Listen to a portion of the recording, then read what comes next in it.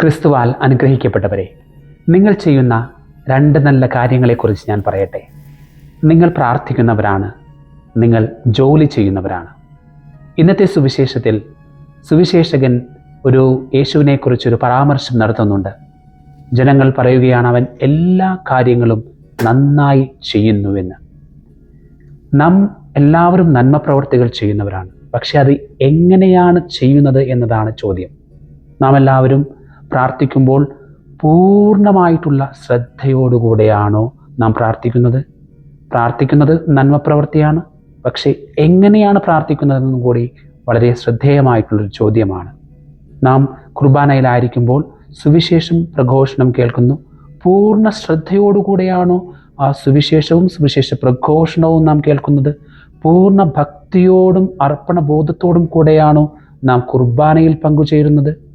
കുർബാനയിൽ പങ്കുചേരുന്നത് നന്മ പ്രവൃത്തിയാണ്, നല്ല കാര്യമാണ്. പക്ഷെ ആ നല്ല കാര്യം നാം എങ്ങനെയാണ് ചെയ്യുന്നത് എന്നതാണ് പ്രധാനപ്പെട്ടത്.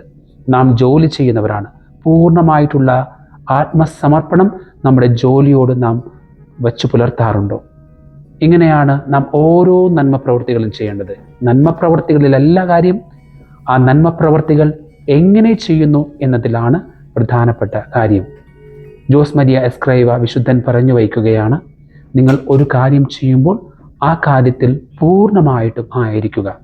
ഇന്നത്തെ സുവിശേഷത്തിൽ യേശുനാഥൻ എഫാത്ത എന്ന് പറഞ്ഞുകൊണ്ട് ഒരു മൂകനും ചെകിടനുമായിട്ടുള്ള ഒരു വ്യക്തിക്ക് പൂർണ്ണ സൗഖ്യം നൽകുന്നുണ്ട്.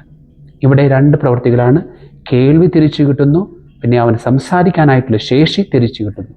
അതായത് യേശുവിൻ്റെ സുവിശേഷം പൂർണ്ണ ശ്രദ്ധയോടുകൂടെ നാം കേൾക്കേണ്ടതായിട്ടുണ്ട്. അവ ഏറ്റവും നന്നായിട്ട് പ്രഘോഷിക്കേണ്ടതായിട്ടുമുണ്ട്. ഈ രണ്ട് കാര്യങ്ങളും വളരെ പ്രധാനപ്പെട്ടതാണ്. നാം എന്ത് നന്മ പ്രവൃത്തികളും ചെയ്തോട്ടെ, ആ നന്മ പ്രവൃത്തികൾ ചെയ്യുന്നതിലല്ല, മറിച്ച് എങ്ങനെ ചെയ്യുന്നു എന്നത് വളരെ പ്രധാനപ്പെട്ടതാണെന്ന് ഇന്നത്തെ സുവിശേഷം നമ്മെ പഠിപ്പിക്കുകയാണ്. പ്രിയ സഹോദരങ്ങളെ, അതിനാൽ നന്മ പ്രവൃത്തികൾ ചെയ്തു കൂട്ടുന്നതിലല്ല, അത് എങ്ങനെ ചെയ്യുന്നു എന്നത് ഏറ്റവും പ്രധാനപ്പെട്ടതാണെന്ന് നമുക്ക് മനസ്സിലാക്കാം. ദൈവം നമ്മെ അനുഗ്രഹിക്കട്ടെ.